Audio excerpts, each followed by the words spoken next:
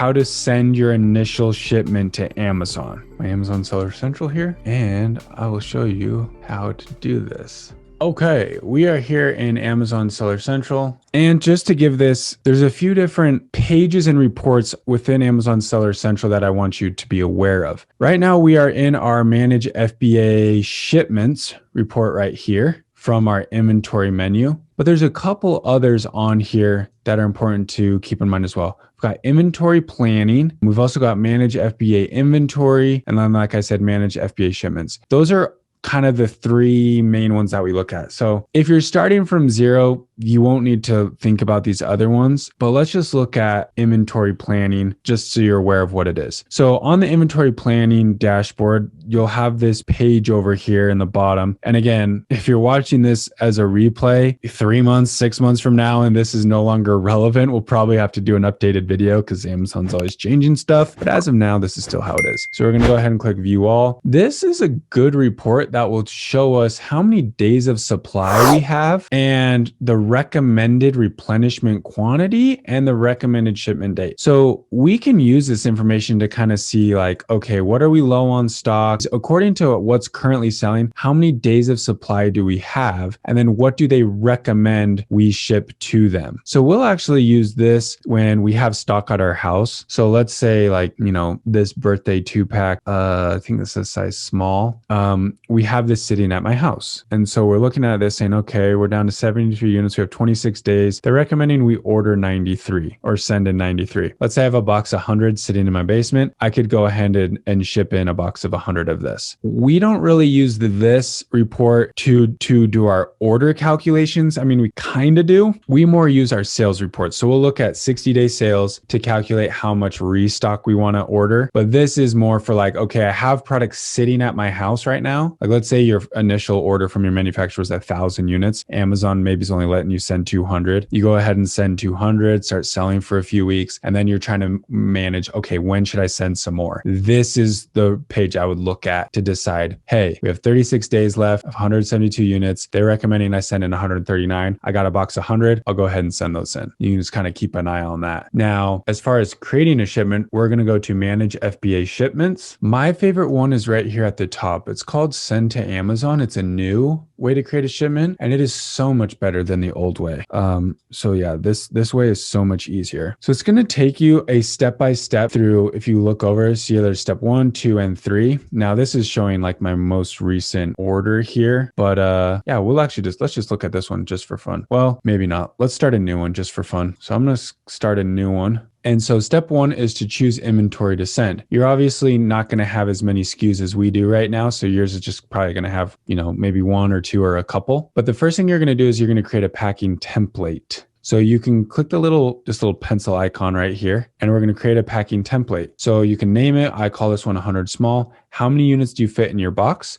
What are your box dimensions and what is your box weight? So the box we use is 24 by 10 by 8. And we know that a box of 100 2-packs, size small, weigh 13 pounds because we've weighed it just on my bathroom scale. So once you do it once, you don't have to weigh it ever again. Who preps? Apparel plus fabric. The seller preps and the seller is labeling.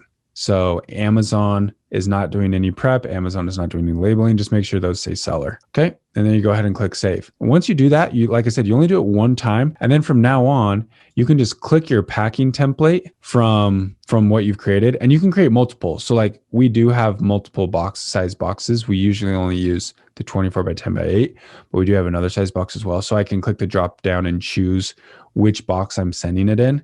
And then I just tell them how many boxes I'm sending. So I just say I'm sending 1 box of 100. I'm sending 2 boxes, 3 boxes. Now with Amazon's inventory restrictions, they'll tell you if you're not allowed to send that many. So let me just, for fun, let's just see I can't remember if we have restrictions on all of our SKUs. Some of them do. But let's just click 8 for fun and see what happens. Okay. So you see if I try to send 800 units of this SKU, it's saying that it exceeds the allowed quantity. So it says to check the maximum inventory level on the restock inventory page. So that was on that other page that I was just showing you guys before that has like how many days of supply, how many recommended you can send. That recommended you can send, that is the max that they're going to let you send. So if it said 139 units, I could send 1 box of 100.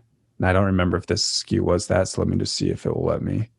It might not for this SKU actually. Oh, there we go. So I could, if I really wanted to, I could send a box of 100 of this specific SKU right here and send it into Amazon. And that's the process. So you create the template, you know exactly how many units fit in your boxes, and you go ahead and you choose how many boxes you want to send. So you do that for all your SKUs, come down and add in how many boxes, what size box you're putting it in, and then you click confirm and continue. Now on this next page, we're going to click the date we're going to ship it. So if today was the 20th, I would click today saying I'm going to go ship it today.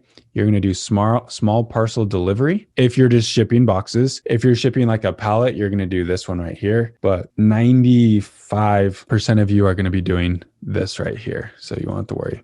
Small parcel. This is where it tells you where you're shipping. I've had people ask this a lot. How do you know which warehouse you're going to send your stuff to? This is where it's showing you where it's going. So this shipment is going to Henderson, Nevada. You remember in our call last week, and you should be able to find this in the Q&A library of a list of all those different warehouses. That's why I say use a warehouse one state over. We send 99% of our inventory to either Henderson or Stockton, California. I think maybe one time ever we've sent it to a different warehouse. And I also think that one was in California, but I think it was in like Los Angeles or something. But yeah, so most of the time you will send to the same warehouse forever. I mean, we've been doing this for almost 2 years and it's always this warehouse or the Stockton one. Now for selecting a shipping carrier, you're going to do UPS. So we're going to do Amazon's partnered carrier. We're going to get a massive discount by doing that. So that's who we're going to use. And then you're going to go ahead and click accept charges and confirm shipping. Now, after you do that right here in step 3, this one's going to pop up and it's going to let you print the shipping labels. So let me see if I can void this. And I'm going to see if I can maybe open up an older shipment.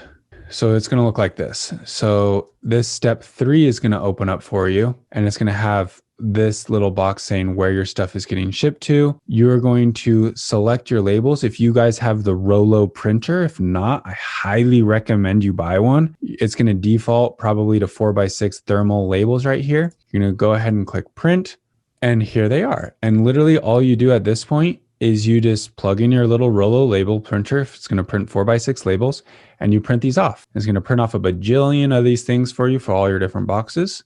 And there's going to be 2 for every box. So make sure you pay attention up here. 1 of 20, 1 of 20. So every box has 2 labels. It has an FBA label and it has a UPS label. So these 2 go on the first box. These 2 go on the second box, right? So we slap those. They're both printed on a sticker. We slap them on both our boxes. And then you just make sure you put it on the right SKU. So you can see right here what SKU it is. And then you match that up like in your FBA inventory list and make sure that you're sending it to the right thing.